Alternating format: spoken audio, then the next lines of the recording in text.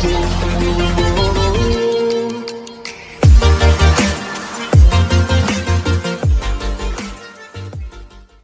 available 24/7 to help solve issues.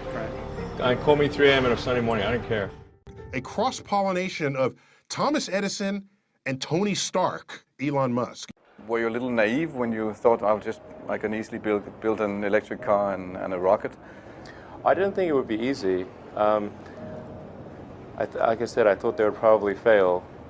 But you know, like creating a company is almost like having a child. So it's sort of like, how do you say your child should not have food?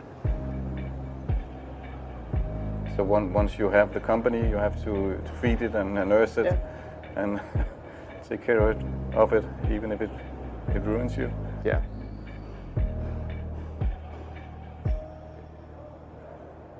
But suppose there were some tough times in 2008, end of 2008.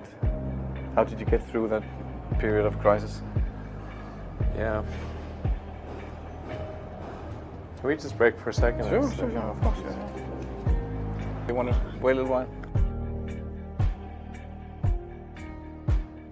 Yeah, I sure hope it was worth it. Sure hope so. Sure hope it was worth it. It's everything. And I was borrowing money from friends to pay the rent. Well, I mean, Tesla really faced a severe threat of death due to the Model 3 production ramp. Essentially, the company was bleeding money like crazy, and just if we didn't solve these problems in a very short period of time, we would die. And it was extremely difficult to solve them. How close to death did you come? Within single-digit weeks. 22 hours a day, or like what? How many I hours? was working, so 7 days a week, sleeping in the factory. I worked in the paint shop, general assembly, body shop. You ever worry about yourself imploding? Like it's just too much? Absolutely. No one should put this many hours into work. This is not good. People should not work this hard. They should not do this. It's very painful. Painful in what sense? It hurts my brain and my heart. Where do you come up with your best ideas? Are you on vacation, or are you kind of just like in the middle of the night you wake up and start drawing things down? Or You know, sounds really cliche, but like the shower is probably like you know, wake up and go to shower in the morning. And I think actually what's really happened is kind of stuff is percolated in the subconscious. Right. And it's not really occurring in the shower, but you're kind of getting the results of last night's, you know, computation, basically. Right. Whatever area that you get into, given that, you know, even if you're the best, there's always a chance of failure. So I think it's important that you really like whatever you're doing. If you don't like it, life is too short. You know, I'd say, and also if you like what you're doing, you think about it even when you're not working.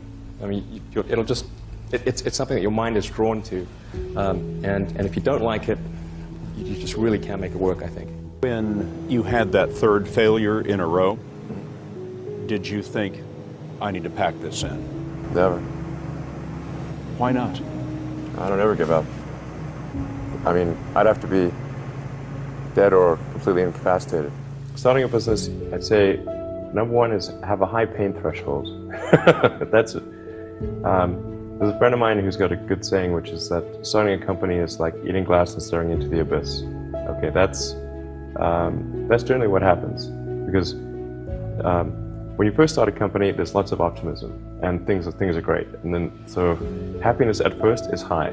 Then you encounter all sorts of issues, and happiness will steadily decline, and then you'll go through a whole world of hurt. And then eventually, if you succeed, and in most cases you will not succeed,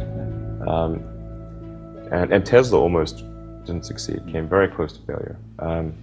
Then if you succeed, then after a long time you will finally get back to happiness. I think too is you got to make sure that whatever you're doing is a great product or service. It has to be really great. And I go back to what I was saying earlier, where if you're a new company, I mean, unless it's like some new industry or new market that, if it's an untapped market, or then you have more ability to, the standard is lower for your product or service. But if you're entering anything where there's an existing marketplace against large entrenched competitors, then your product or service needs to be much better than theirs. It can't be a little bit better, because then you put yourself in the shoes of the consumer and they say, why would you buy it as a consumer? You're always going to buy the trusted brand unless there's a big difference. So a lot of times, you know, an entrepreneur will come up with something which is only slightly better. And it can't just be slightly better. It's got to be a lot better. Number 3, I'd say, is constantly seek criticism.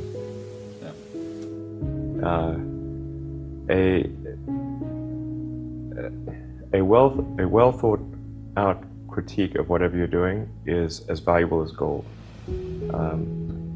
And you should seek that from everyone you can, but particularly your friends. Usually your friends know what's wrong, but they don't want to tell you because they don't want to hurt you. So lift you up, sort of your. Yeah. So they'll say, oh, I would encourage my friend, so I'm not going to tell him what I think is wrong with his product. Yeah. It doesn't mean your friends are right, but very often they are right. And you at least want to listen very carefully to what they say. And to everyone, if you're looking for, basically, you should take the approach that you're wrong. That you, the entrepreneur, are wrong. Your goal is to be less wrong.